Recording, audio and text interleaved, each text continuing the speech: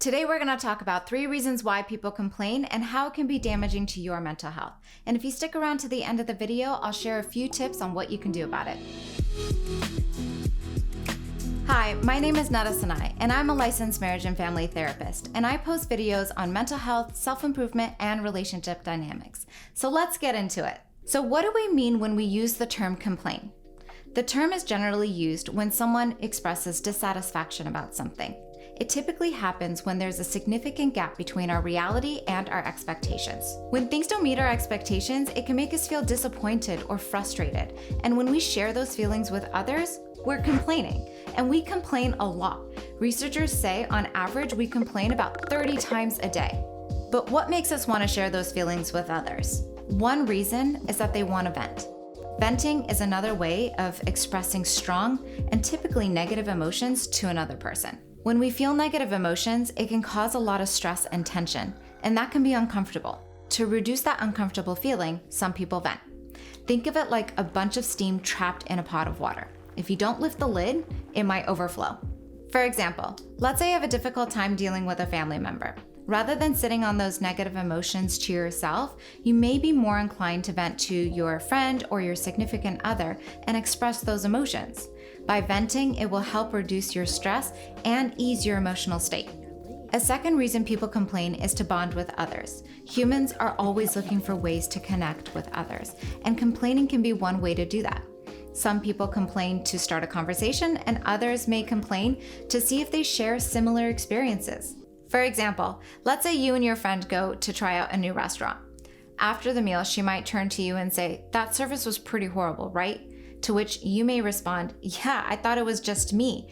They were incredibly rude, right?" This simple act of complaining isn't intended to do anything but share an experience and build a connection.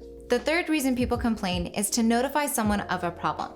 These are action-oriented complaints, and when people complain for this reason, they're looking for something to be done about it. For example, these complaints can be as simple as you calling up a company and letting them know that their product didn't work properly. By complaining, you're letting them fix the problem or give you a refund. Or these complaints can be more serious. Imagine a friend coming to you and saying that they were harassed by their supervisor at work and that they want to report this to HR. In this case, complaining will ensure that this harassment doesn't happen again. Regardless of the severity of the issue, these complaints are intended for you to notify someone that something needs to be addressed. So we went over 3 reasons why people complain, and each of them have their uses. But is there any downside? Can complaining too often be damaging to your mental health? It can. Our brains are wired to identify patterns. And when we repeat a behavior, our brains make it easier to engage in that behavior. This also applies to complaining. When we complain, we're expressing dissatisfaction about something. So the more often we complain, the more likely it is for you to have a negative thought. The more negative thoughts you have, the more likely it is for you to complain, and so on and so on.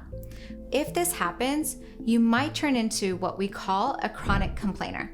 These are people who have developed a habit of thinking negatively about the world. Because of this habit, their brains have been wired to reinforce that negative thought pattern. Through that repetition, it becomes difficult for them to express positive feelings like compassion, gratitude, and appreciation.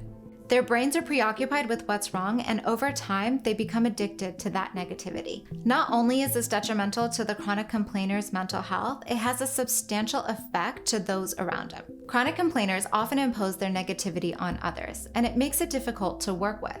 And most people don't want to spend their time with someone who's complaining all the time. So chronic complainers might find that they are losing their relationships with their friends, family, and significant others. So if you know somebody who is a chronic complainer, what can you do about it? One thing you can do is set clear boundaries. Tell them that while you acknowledge their frustrations, their complaints are excessive and that they're having a negative impact on you. Point out that you'd like to have more positive conversations with them in the future, and if that they'd like to complain, that you'd rather focus on solutions than linger on the problem. Another thing that you can do is reframe the conversation. Sometimes chronic complainers have a narrow view of the problem, so maybe you can offer a different perspective on the action that's being criticized. For example, if the complainer is complaining about a new policy at their workplace, you might want to try reframing the conversation by talking about why that policy was put into place to begin with. Reframing the conversation may help the complainer think about the situation from a different perspective. And if none of these options work, sometimes it's best for you to just disengage. Sometimes it's really difficult to change a chronic complainer's perspective. And if that happens, it might be best for you to spend your time elsewhere. So that's it for today's video. If you like this video and you want to see more, please be sure to hit that subscribe button and the bell to notify you anytime I post new ones. Thanks so much for watching, and I'll see you in the next one.